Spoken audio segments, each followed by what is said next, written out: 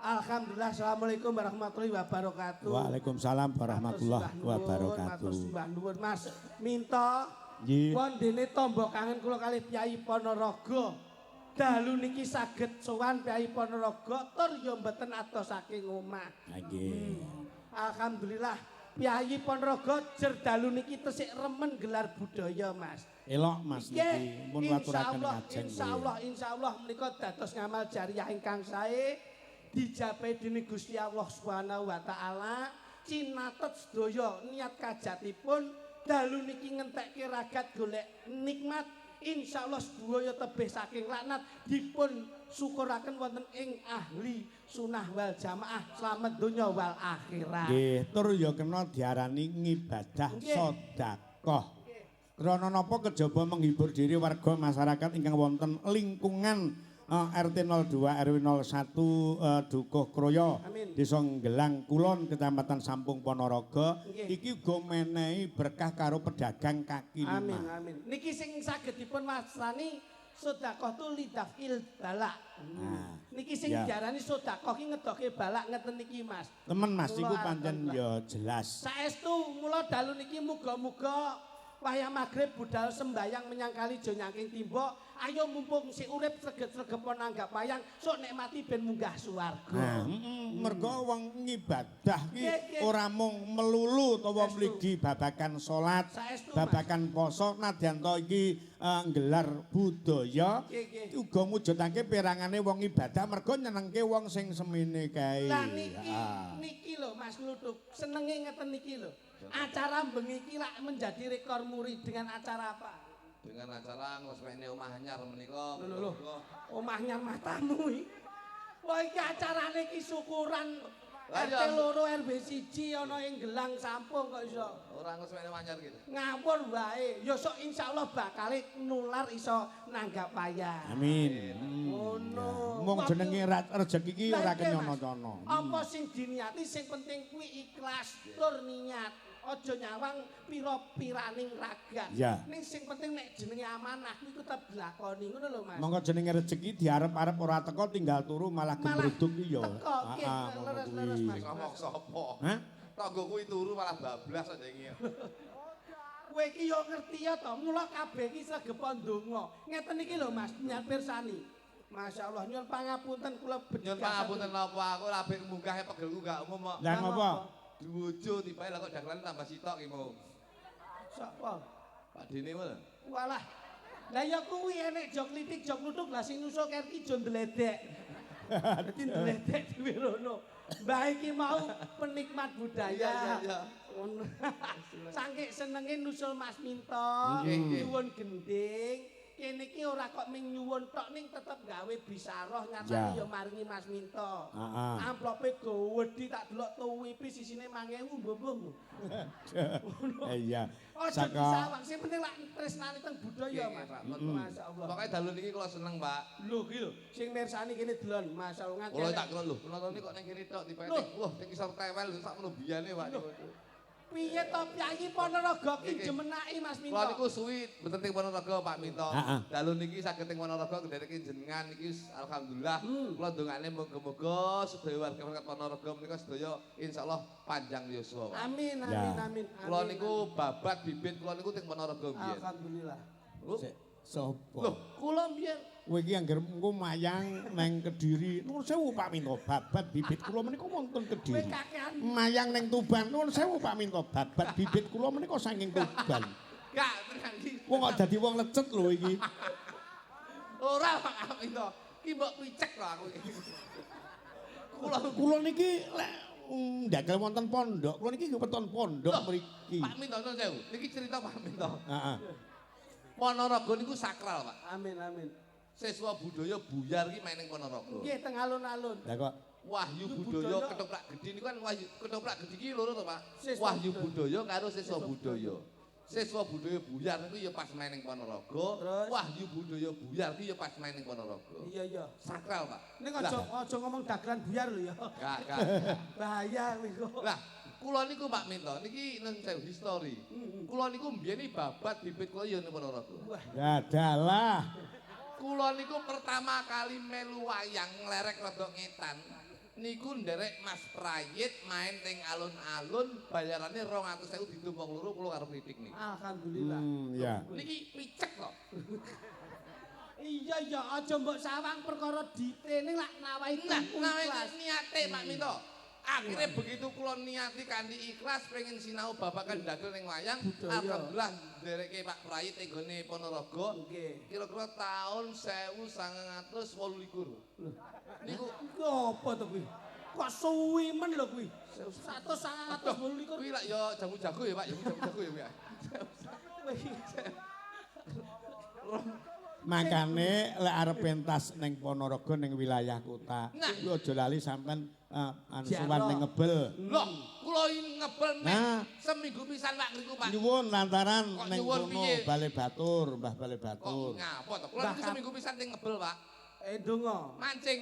Kula niku Saurunge mancing ki kudu ndonga ning mae Mbah Nyai Latung. Bapak kowe ora tak dungani yo dungani. Sampeyan ki nek dikandani wong tuwa manut to. Wong tuwa ki tutur sembure kuwi mesti apik. Nah, kuwi dirungokke.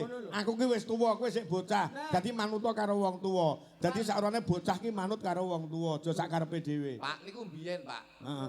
Sisa darani nun sewu. Iya. Kebo nyusu gudel. Nah, saiki gudel nyusu kebo. Kok iso ngoten? Lah iya gudal nusuk kebo. Lah nggih. Heeh. Saiki kebo nyusu gudel. Kowe ra mencah-mencah lambemu iso. Saiki ki lek wong tuwek ketinggalan zaman, Pak. Cah nom-nom sakniki bocah-bocah sakniki niku zaman era Gen Z. Niki era-era milenial. Niku lek awake dhewe ora ngetutne bocah-bocah ketinggalan, Pak Minto. Nun sewu jenengan contone. Oh, jenengan lek nuruti jenengan. Oh, ngetutne wayang ngeten iki ora disuting YouTube, ora gawe TikTok. Lho, sapa sing ngeluh jenengan? Ora ngerti. Ora ero. Turne Mas Minto ki mriyayi lho Lho, nek wayang. iki napa mboten mriyayi apa? Sampeyan ki dalang sombong kok. Lho, Iki lho sing ndak penak. Ora penak pijet. Ning ngending, Kok kaya wong kejulinu kon pijet. Kok iso ngomong lek aku dalang sombong ki dasarmu. Lho nyatane ditanggap malah madhep tebuk ora madhep rono sampean. Ora sombong lek sampean. Dadi suwengi madhep rono. Lho, yo sak karepe sampean mlumah karo mlumah. Aku pilih mlumah aku. iki anu kok Mas Minto, nyun pangapunten. Sampeyan ki tak anggap Sampeyan ki ora kaya Ponorogo lho Pak Minto. Tulungagung iki nun sewu. Biyen ki ramene wayang ki sadurunge Tulungagung Ponorogo Pak Minto.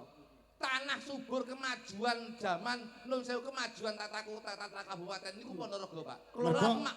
Lemah iki subur-subur Pak. Aku ngerti kok mergo awakmu bibit bebet-bebete kan saka Ponorogo. Niku mbiyen Pak, tapi sakniki nun sewu. Secara pertanian itu Ponorogo itu menjadi barometer percontohan pertanian-pertanian seluruh Indonesia. Karek letak pertaniannya di mana? Letaknya ning pegunungan? Kok pegunungan? Ngriki sanggon-gon ditanduri mesti tukul Pak Minto. Contoh.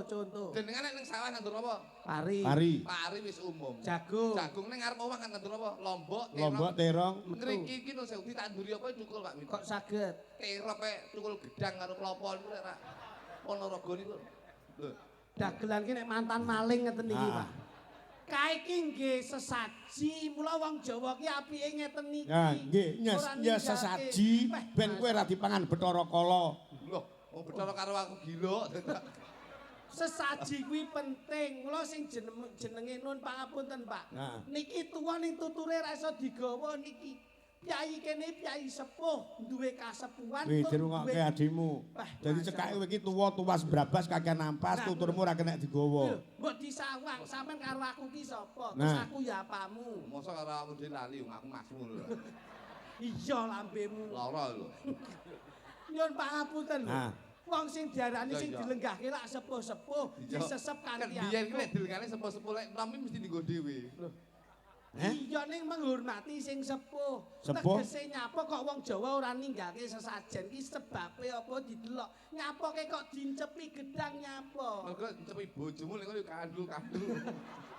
Niki lho nggih to. Domongi kula nek kalih panjenengan sekeca lho, Pak. Ya kuwi ana filosofi ora kok ming nggih pajangan tok. Gedang menika insyaallah gegayane warga masyarakat mriki oleh pepadang saking Gusti Allah Subhanahu wa taala. Nah kuwi lho lambemu Nah. iki lho maksudku. Dene ya iso lho. Dados Gedang kuwi apa gedang? gedang menika napa sing dicakah warga masyarakat mriki muga-muga gegayane oleh pepadang saking Gusti Allah Subhanahu wa Lah taala. kuwi lho lambemu ngene iki lho sing tak senengi niki lho. Gedang kuwi mau apa kuwi? Bocek lek ido nih dah semua. Nesu ta domongi. Kejaba gedang ana apa? Tebu. Kebu. Tebu menika mateping kolbu, Pak. Iman kudu kuat.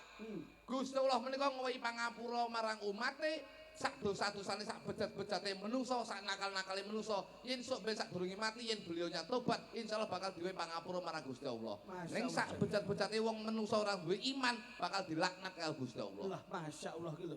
Dadi kalau tibu niku mantepe Jadi kalbu. Mas Lidik. Jadi ya meletek ya matane. Lho niki mondok Pak, niki matane meletik piro Pak Pinto iki? Lah anu Pak pikirane. Oh pikirane gelo bocahe. Omonganmu matane meletik iki wis matane sapa? Omonganmu kok omongane kaya Dijangkepi karo bujeng. Bujeng menika mlebune kudu kenceng, Pak. Tegese niat kajate warga Melati iki kudu dikencengne. Yen iya iya yen ora ya ora. bujeng tumes. Tumes ki mlebune kenceng metune lemes. Iki Tegese diarani. metune ngene. Harus ada segi penggunaan Tegese iki. metune lemes ki ati kudu lemes, Pak. Wong ki sabar innallaha ma'asabirin. Wong sabar menika kekasih Gusti Allah. Insyaallah wong sing sabar, insyaallah wong sing ikhtiar, insyaallah bakal ketemu mulya donya lan akhirat. Amin amin. Kenceng dalam arti memberi semangat, Waduh. tapi artinya kudu tetap Nggih, Pak lemes. Pinto. Nah, Nggih, lemes atine. Lah kae kok ana kae. Kambil. Lho kambil piye to? Cengkir kae lho. Cengkir menika kencengno anggonmu mikir. Lho. Gitu Pak Minto. Iya. Pak Minto. iya.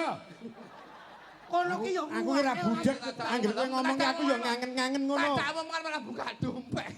Iki lho, mangkre enek njaluk obat mripat iki lho. Cengkir menika kencengno anggonmu mikir. Tegese kencengno anggonmu mikir ya mikir keluarga, ya mikir Gusti Allah, ya mikir masyarakat, ya mikir Gusti Allah. Iki sing iso dalani hablum minanas hablum minallah. Lho, ya karo Contone koyo ngeten iki, Pak. Sik. Kok iso muni hablum minanas hablum minallah iki piye artine? Engko tak WA. Aku ya ora iso. dijelaske. Aku ora iso buka Google Pak artine. Hablum minallah, hablum minanas. Tegese ya hidup bermasyarakat ya manapa marang Gusti Allah subhanahu wa taala. Lah yo ngerti ngono dijelaske. Lho kene Pak, kowe centak-centita ning masjid. Oh sik to ning kene ae rasane ndi-ndi. Ning kene ae lho. Aku bener Lah cerita. wis kono ae penak. Cang ora mbok puluk yo. Lah wong ning kene wis saged kok rono ki. Lah muluk kok rai. Lah iki lho Pak, lha itu. Aku yo kulino muluk rai. Kera ngisor ngono tapu ngono. Tegese ki awake dhewe yo manembah marang sing kuwasa, jentak-jentit ning masjid yo kudu srawung karo warga masyarakat. Sik wong nang masjid kok jendak-jendit salat aja jendak-jendit ngono lho. Wong biyen iku lek ngarani jentak-jentit Pak Minto. Lah kene mau salat kok randang tangi-tangi lehmu sujud. Lho, ngawur Tawaduk kowe. Tawaduk ndasmu iki. Kusuk. Kusuk gundulmu iki. Lah ngopo? Untuku kecelu sajadah kok. Sajadah.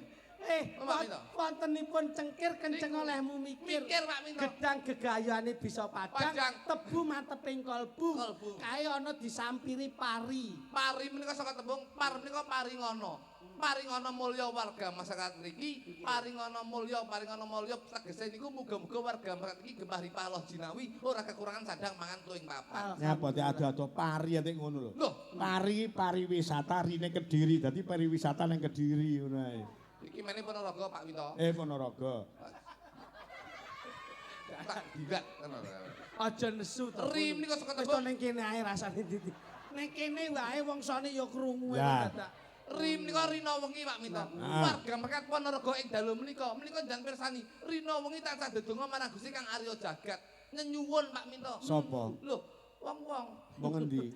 Wong Ponorogo. Ngerti kowe. Ora. Lah iya. Lho, tapi imane kuat Pak Minto. Tegese buktine ngeten iki. Sedaya menika sami mirsani melek mirsani wayang. Wayang menika wong melek paling abot menika tirakat melek Pak Minto. Lah kene kok Sing sadalane menika tirakat Pak Minto. paling melek ki abot. Lho abot Pak Minto. Lah bojomu kok melek terus. Ya melek terus kok omahe tak dol sana. Niku Pak Minto. Dadi niku penting Pak Minto. Pancen bener Mas Didi, Loh. apa sing dingendikake Mas Sony. Mas Jok Luduk. Sony Joglo. Sony kok merek sempak to, Pak. Lah iya, dagelan kok merek sempak iki lho kuwi lho. Lah iya, mbok kaya Mas Ah, Minto ngene lah. iki paling ora toko Mas Minto ngono apik. Apik. Toko elektronik Mas Dwi ngono ya apik. Apik. Kok Sony ya apa ki? Jeneng kok ora pas ki lho. Dadi anek werdine kabeh ya. Nggih, Pak. Kula niku nun sewu. Mas Minto kok didepne rono ki ngendi ki? Kok Mas Bendi? Ngulon. Nggih. Nggih ngilen. Nah, nyapa kok madhep kiblat? Ngulon kuwi basa Indonesiane apa? Barat. Barat ki saka tembung bare ning akhirat. Lho. Dalangi bare ning akhirat ya. Aja meneh kok dalang kabeh ki sok ben budale ning apa jenenge temune ning akhirat. Tegese mumpung urip ning alam ayo to tumindak sing. Wingi nek dagelan negeske ngulon barat sok bare ning akhirat bar kuwi langsung. Langsung pripun, Mas? Langsung ning akhirat. Ora iso KTP ku seumur hidup kok. Lah yo kabeh iki yo tetep tinimbalan kok iso. Tegese bare ning akhirat Pak Minto sebagai duta wisata, duta budaya, duta edukasi, insyaallah jenengan bakal nemu kasuwargan. Amin amin. Madhep ngulon. Nek kulon ki apa? Barat. Barat, bare ning akhirat. Saiki sing burine geger madhepe ngetan. Timur ki saka tembung ati-atimen nek mun jaga umur. Loh, ana timur ati-atimen jaga umur. Mumpung sik enom ayo to sinau sing becik. Lah nek lor kuwi utara. Utara ki urip hanya sementara. Loh, paribasane wektu ki mung sak kedeping mata, Pak. Nek ingi ora iso dibaleni, saiki dilakoni, sesuk ade ora ngerti. Loh, kemarin adalah kenangan, sekarang adalah tumpuan dan besok adalah jawaban. Jawaban. Elok bocah iki. Ana lor ana kidul sing diarani selatan. Selatan ki selakno anggonmu slametan. Contone desa ngriki, RT ngriki, lingkungan ngriki. Niki sing diarani slametan, nguri-nguri kabudayan dimen kabeh bisa selamat donya, selamat akhirat. Berarti sok RT loro RW 1 iki mesti ana sing nenten buke. Mergo niki dunia belum baik-baik saja. Kuwi. Israel perang, Amerika perang, Bener. Iran perang. Pejabat akeh sing korupsi. Iki donya urung tentrem, Pak. Besok menika donya bakal tentrem. Yen kene rasa karo mlaku sing kene wae. Besok donya bakal tentrem. Donya bakal tentrem yen ana jumudule Satria Piningit. Lah nek iki jelasno. Yen wis ana jumudule Satria Piningit sing metune jam 12 bengi bathuke katon cumlorot. Kuwi apa, Mas? Wong nyuluh kodhok. Menika kowe tak tonyo ndasmu tenan. Iki ngomong wigati lho. karo wong Ning ngrungokke para sepuh temenan nampa wejangan saka kowe tak sampeyan. tonyo tenan mau lor apik. Utara urip hanya sementara, mbok tiba-tiba jumudule Satria Piningit. Lah ya kok tek-tekane kok rica-rica suwike. Menika wong nyuluh kodhok kalih wong bedil codot. Iki ngawur. Iki semoga terima kasih, Pak. Siap. Ngeten iki lho. Saking ini Korea, hebatnya lingkungan mriki. Wayangan digelar. Amin. Sing nanggap wong apa TKI TKI yang ada di luar negeri. Bener. Ini yang bisa dinamakan bahwasanya pahlawan Dewisa Negara. Lah kuwi dicontoh, Mas. Jadi anggaran negara Nun sewu iki ya akeh saka pahlawan-pahlawan sing apa jeneng iki Sing saka devisa negara. Sing nyambutke ning luar negeri. Nggih. Bojo kula niku nggih TKW, Pak. Wih, tenaga kerja wanita, Mas. Kerja wanita. Tenaga kerja wayang. Bojo kula. TKW iki tenaga kerja wanita. Bojo kuwi tenaga kerja. Kok wayang? Nggih, anu usung bebok Pak Mito. Bojomu. Bojo kula mbiyen ning mboten guyon. Bojo kula mbiyen TKW niku teng Hongkong, Pak. Heeh. Pase ning ndi kuwi? Ning Makau. Wah, apik kuwi nggon keramian kuwi. Iya. Bagian baby sister. Bandar judi. Kowe iki mbok menghormati Pak Polisi to, blok goblok. Wong Pak Polisi lenggah kuwi jenenge ora mengedukasikan, jenenge meracuni masyarakat, jenenge pekat penyakit masyarakat. Ah, kuwi dirungokke. Kok iso main mbok unggulke. Kowe nek nganti Pak Polisi iki masuk ke ranah hukum undang-undang judi, papunten Mas. Kowe kena 303 KUHP. Ah, kuwi lho rungokno kuwi ora wedi kowe. Judi ki 303 KUHP. Ngantek di penjara. Penjara kowe glundung semprong iso 8 wulan kowe. Oh, ora iku sing lebus aku lho biyen. Wong biyen wis nebus aku lho kowe. Kowe ora ngerti kok riwayat kok. Wong kowe akhire nek 3 wulan to biyen.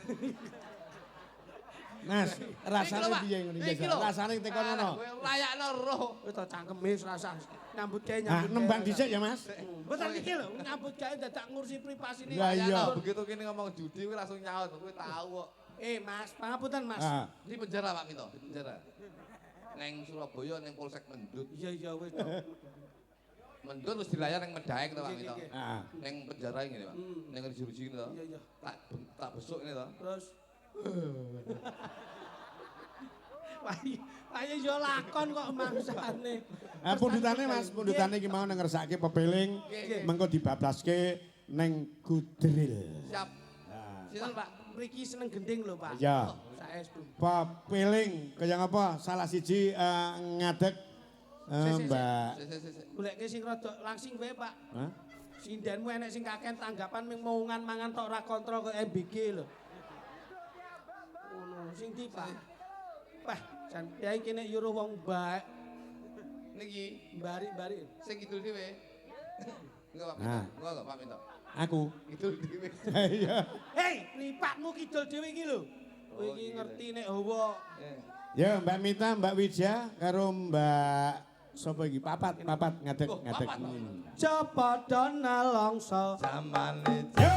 rekoso urip pancen angel kudune ra usah ngomel ati kudu tentrem nyambut gawe karo seneng ulat kaca weteng yen dikongkon yo sing temen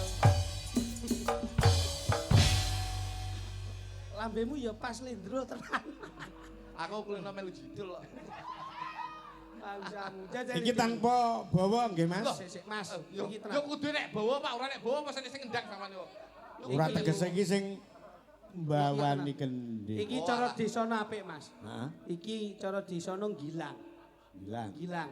Bocahe tan kaya sing kaya pasuryaning gilap. Heeh. Kula tembunge Gilang. Nek iki sampung. Sampung ngriki, Pak. Nggih, sampung.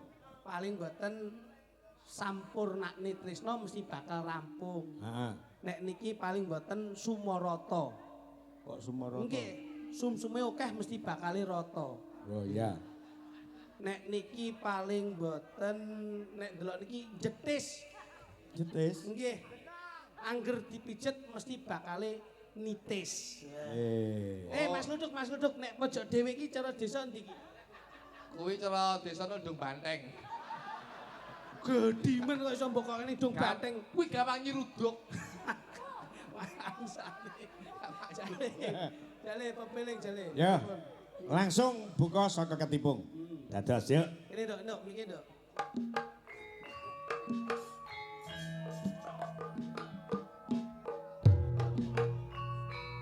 Rancak.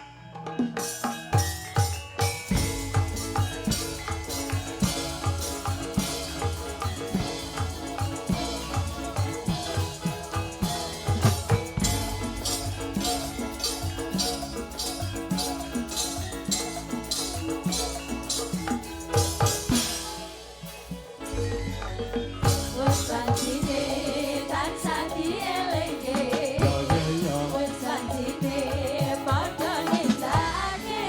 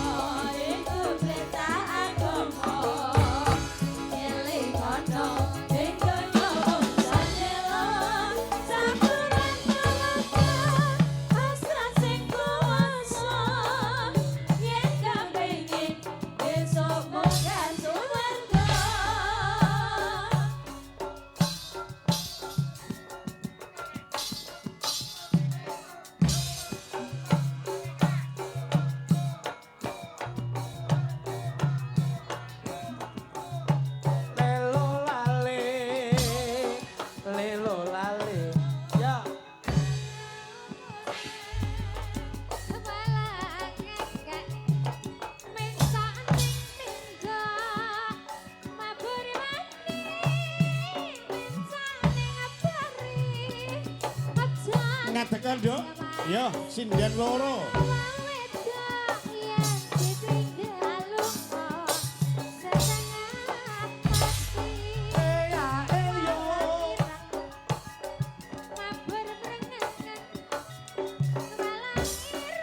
Ya, Nduk Mita.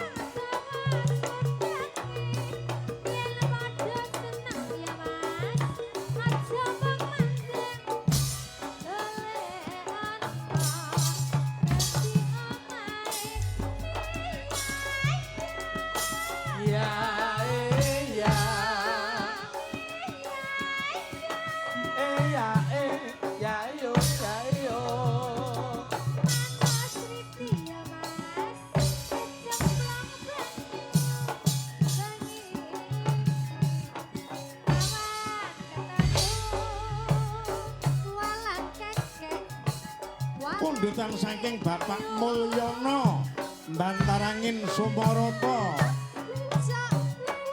Walang kekek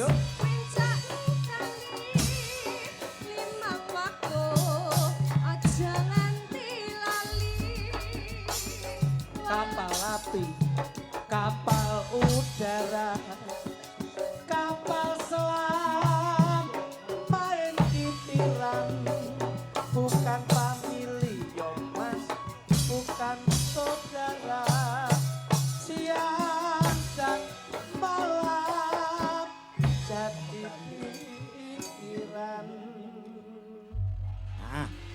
Mas, satu tembang, tembangnya gandrung, kaya apa? Langsung nyelingi sawetara nggih Mas. Ah, yuk langsung dados. Lagu gandrung, kaya apa? Mesti sing latihan ndek iki mesti.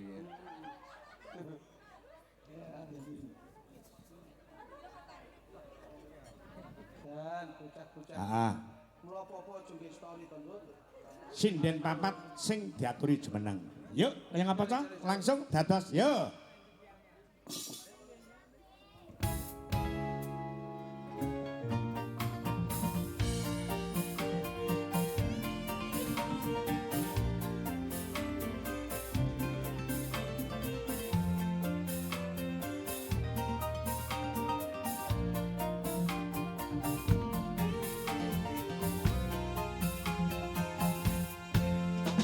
Wong yen lagi gandrung jan nyadis yo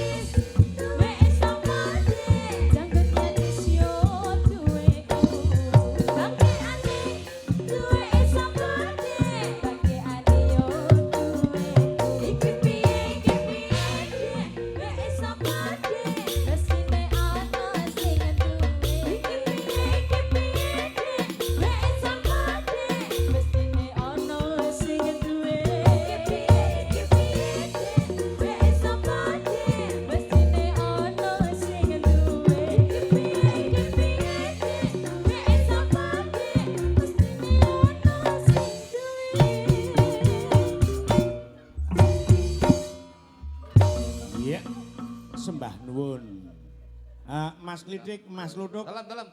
Nah, niki lagu gandrung wis diaturke ganti panjenengan sing tak dapuke. Napa, Pak? Iki diaturke kagem sedaya panitia ugi warga masyarakat ingkang wonten lingkungan RT 02 RW 01 Dukuh Kroya. Nah, iki aku nyuwun suwe ra diaturke. Napa, Pak? Caping gunung ning digarap jenglingan. Siap. Ayo. Pun, derek.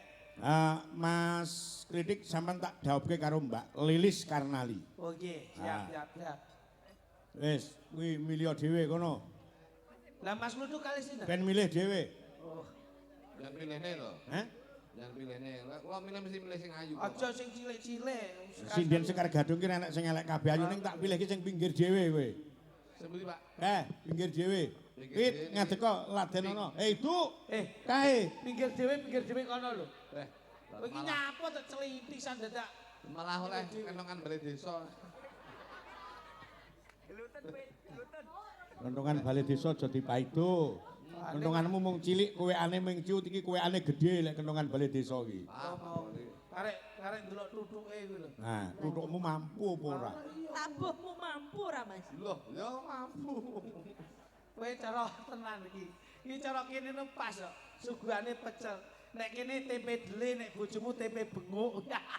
Nah, kuwi. Benguk ya ora apa-apa ya, Mas. Ora apa-apa ta. Yang penting kan masih enak. Benguk-benguk sama tetep tak tresnani ta. Oh, iya. Mas Matur Klidik nuwun ya, aku Mas. kok tresnani apa ora to, Mas? Ya tetep no setia sekali no. Ai.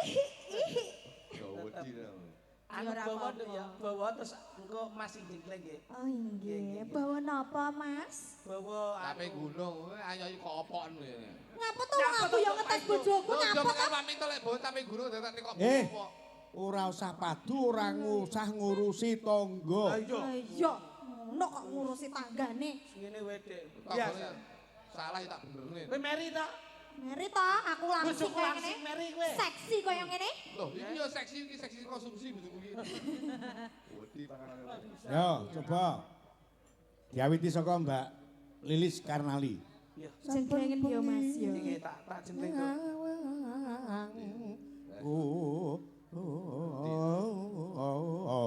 Alah mboten usah marahi padahal kula niku pun saged. Jane sing bawa mriki napa jenengan? Sing bawa sing ngendang. Ora. Ora kuwi jenenge bawa. Oh, Basir. Saben bengi nyawa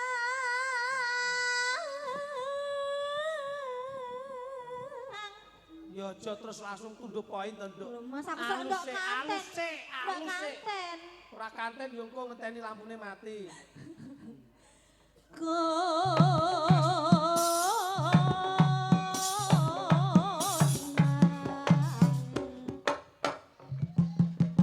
Ayo Mas.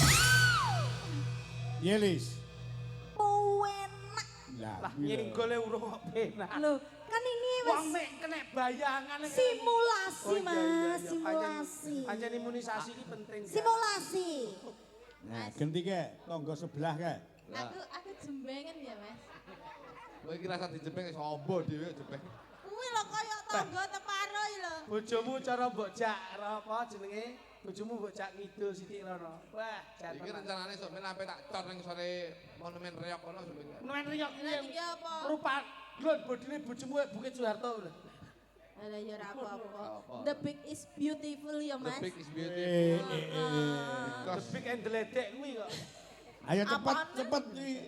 Pipit selak mangan biar kancane mangan selak kuwi. Bot. Bawah lho. Nggih. Saking ngajeng napa wingking, Mas? Awakmu iki buri karo arep padha Lah wae. nggih sami mawon. Wong awakmu iki termasuk pawaan blulus. Ya maksudnya mentol iki padha ning milih arep apa mburi ngono Buri lho. ya teng perentol nyatane iki. Yen mamajan. Ayo Mas. Among karo janur kuning, janur kuning. Apa Ngapa to? Ora Betah-betahno piye? Sing pahami aku bojone. Apa Mas? Nek wis posisine ngoten iki apa? Bojoku wis mubeng ngene iki. Kuwi tandane piye Mas? Tandane Iki berarti ape nelek iki. ora. Samu lho.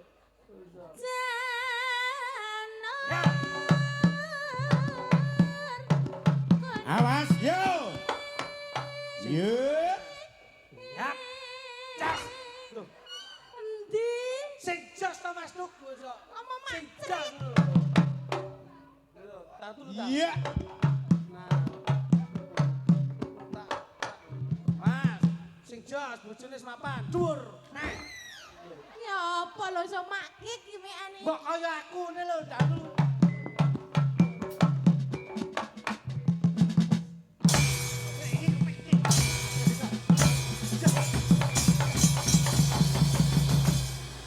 Kaya kuwi lho. Jane kaya kuwi kok Cen yo. Pipit, ranake bojomu ki puter, ora padha karo nek iki. Kowe muni piye sik? Muni piye? Muni Alah. piye? Sabar, Sik, sabar. kowe muni piye? Puter. Nah, iki berarti bojomu tau ndelok nekku. Sabar, kowe yo Wah, ngono. iya. Kowe yo celintisan to kowe. Lah tra yo nek sampean ki cara Nek nggonku tengengen. setrume kuat Mas. Lah kuwi kok kaki. Nek kene mah tahu bulat. Kok ora puter barang iki apa tau periksane kok. Ora, saiki wis beda le tak foto tak kirene WA.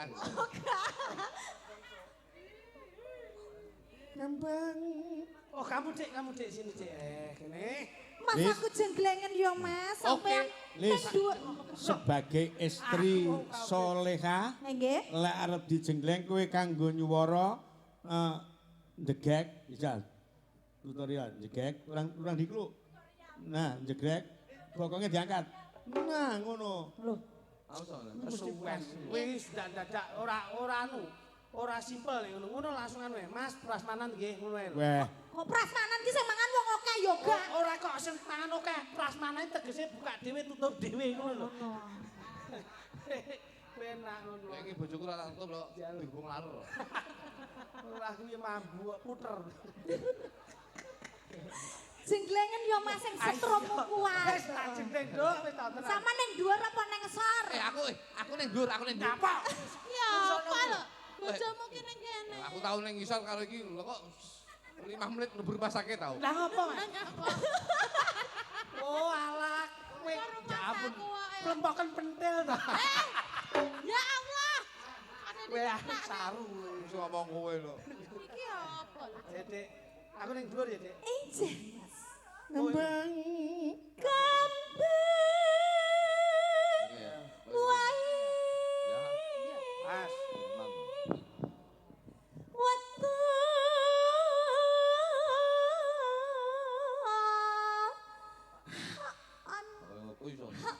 Ya ngono kuwi. Ya ngono kuwi. Tahu lho, tahu bojoku mek hoan bare terus keturun. Wis gak lilir blas. Wah jenak nang ngrungokne wayang. Gunung.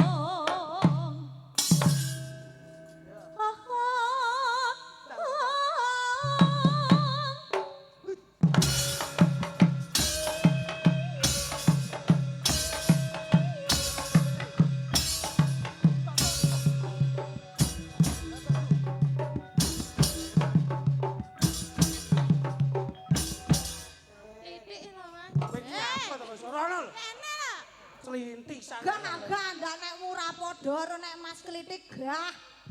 Lah, Anu Dik, wong itu lek kenyih lek tapuk iki. makane bojoku kowe iki Mas tenan. Benisuk padu karo tanggane. Ya iki ya. Ngono to. Lah gedung-gedung ngene ya. Ya. Apa kenek kuwi Piye, kok? piye? Piye? Ini Pak, Pak. Tatang. Lah gedung-gedung.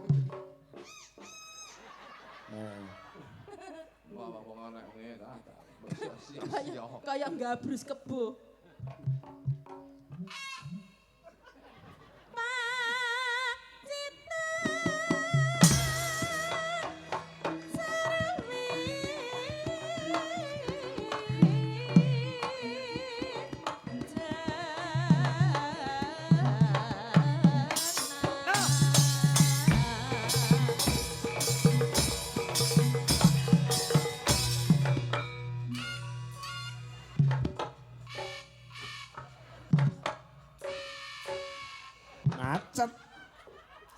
Kok anak macet ning tengah dalan. Tata siyo-siyo. Ya didelok to, kowe iki delok sumbere piye. Nek bojoku lak sumbere. Lah mosok kita sret. Sumbere piye? Lurung. Aku kangen kowe iki lho. Ndak. Piye? Ndak.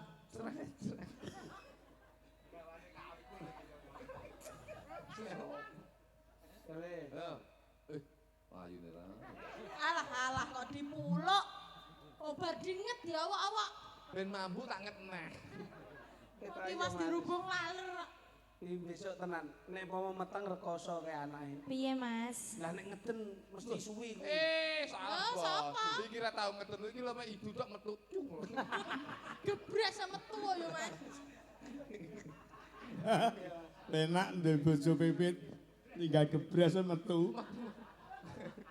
Ayo Mas, aja sampai kalah karo tangga lho ya. Kayak sing mambengi ngono kuwi lho, Mas. Mambengi aku kok ora karo kamu di mambengi aku. Loh, lah karo sapa? Tuku aku. Tak tuamu ya ditresnani sik kuwi mosok. Ya. Polahmu lho Mas mambengi iki jan apik kluget-kluget kaya ular keket ya lho Mas. Ora iso puter. Angel saiki tambane angel. Olahmu ndek iki apik lho, Nduk. Kaya ula sawa. Alah. Kok iso? Weh, anu Nduk ya. Apa Mas? Janggutmu sesuk nek disuntik, dioperasi sing apik Nduk. Ben lincip nyatis. Nyatis ya Mas. Irungmu ben buangi iso mancung tenan nek suntik. Aduh. Janggutku disuntik. Janganmu suntik didawakne pisan ngantek kok udel. Dadi ben kaya unta. Malah elek. Ya, yang apa Lis? Panas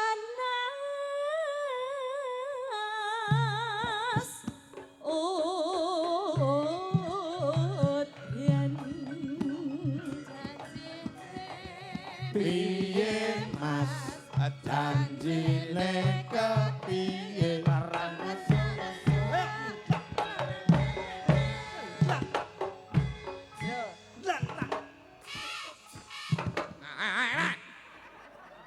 Anu silin tabuhe ben gak muni. Anu tapi dulu kawin. Pangsane iki lho. panas udan panas Bojoku hebat. aling-aling Napa Mas? Nek bojomu ora kreatif, Pripun? bojoki mengangkat home industri. Kok sakit? Lho, Nggo cican boto bro saya ngomong. Iki ngono puna. Ngawur. Bojomu gocana lho, Jon. Napa? Gocana. Kuwi kok enek pring ning kono mesti mrembet rono malah. Iki apa? Iki ora ndruwo no piye iki. Iso mrembet ning pring. Oh, masalahku. Ya bener. Caping gunung Oye iyo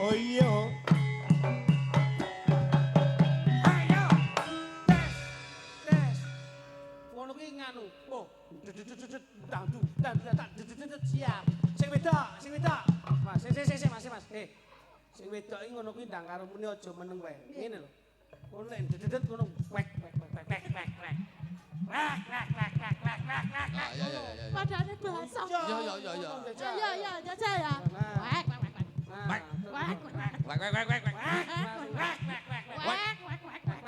Langsung tuh. Nyapa kok balik iki? Kok balik piye kudune langsung wek ngono. Wek iya gundulmu. Napa? Kowe lho bebek ra? Nggih. Bebek iki lek wek wis wek. Ngono. Gundul wis kewer. Ayo. Akhirnya baru ya puter. Lah yo balik muter lek kuwi mau basa. Bangsane. panas udan Ampun. wis nadyan Nadyan wadon sareta lanang turi kelor wana ditresnani raumangsa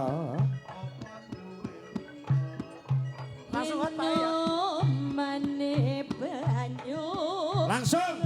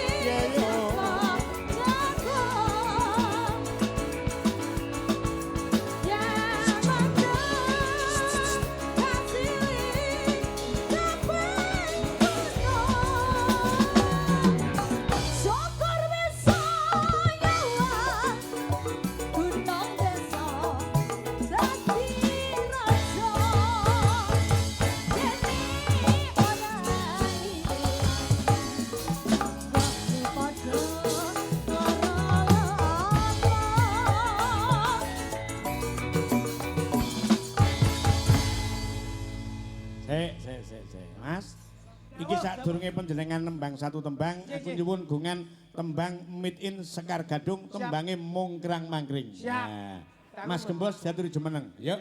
Kaya ngapa? Salah siji. Yo, sapa? Mbak Sulis sing diaturi jumeneng. Mungkrang Mangkring dados. Yo.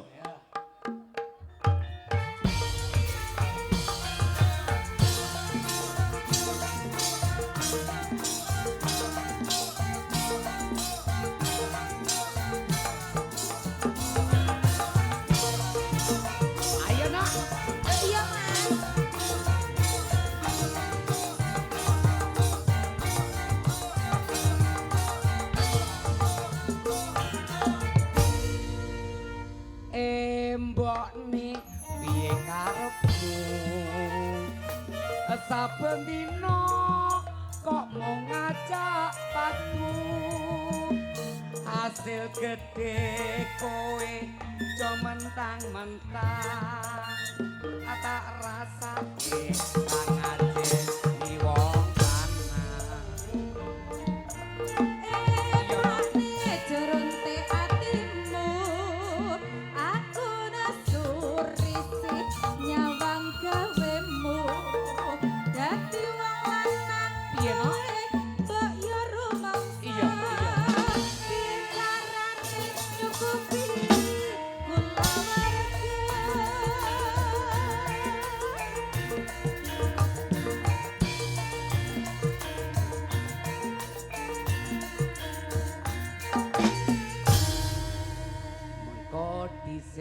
kowe aja krewet wae aku usaha wis tekan kono kene aku ngerti wong wedok senengmu duwe tanpa duwe lambemu kena dikusre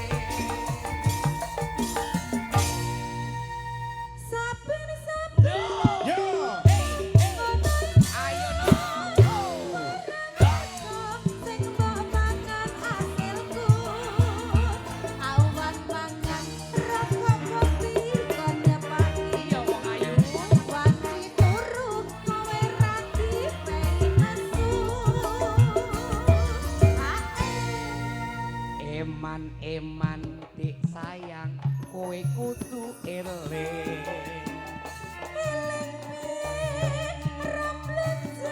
mungkrang mangkring piye iku wajibanmu jelaske Mbak Sulis. Nggih lho Pak, niki dadi wong lanang karepe piye to Mas sampean kuwi? Lek ku usaha wis ora kurang-kurang wong ayu. Wis jokono jokene. Asile endi? Kak aku njaluk kopi, njaluk gula, njaluk teh ora mbok kowe dhuwit. Tapi kowe saben bengi njalukmu mongkrang, mangkring, mongkrang, mangkring rumasamu. Kuwi ngono wis kewajibanmu wong ayu. Kewajiban ki apa ora ya kesel lho Mas, lek bendina mbok pangkringi ngono kuwi ya sakit. Wong wedok pingin lho, inna waha ma'asobirin. Artine sekali merdeka tetap merdeka. Kaya ngawur lho kowe iki. Wong sabar iki kekasih Gusti Allah wong ayu. Dadi aku kudu sabar. Iya. Ning aku duwe syarat lho Mas. Apa no? Ana duit tak latih tak keselmu.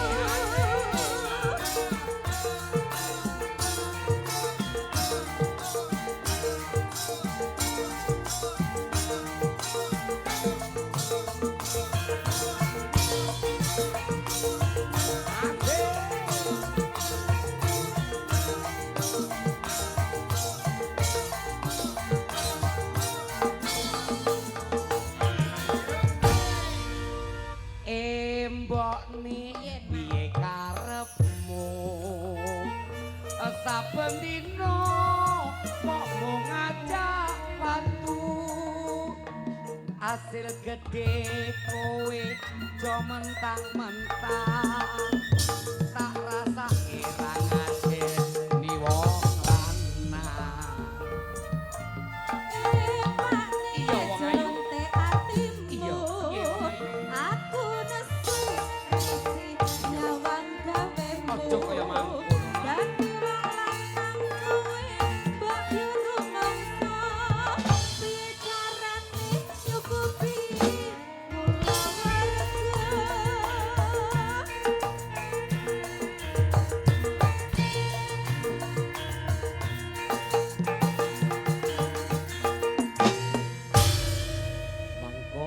dhisik kowe aja cerewet wae.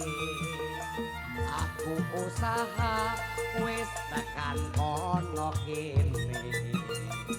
Aku ngerti wong wedok senengmu duwe. Tanpa duit lambemu kena dikuntre. Saben-saben Yo! Hey! Hey!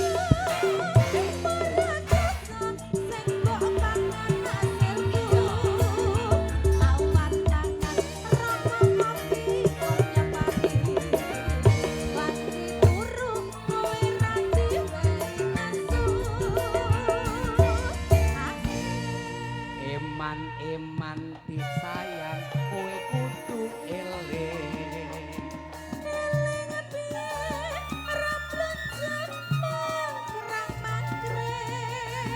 Dur kepriye iku kewajibanmu. Rungokno. Iya Ana duit Hey! talatin. Yo!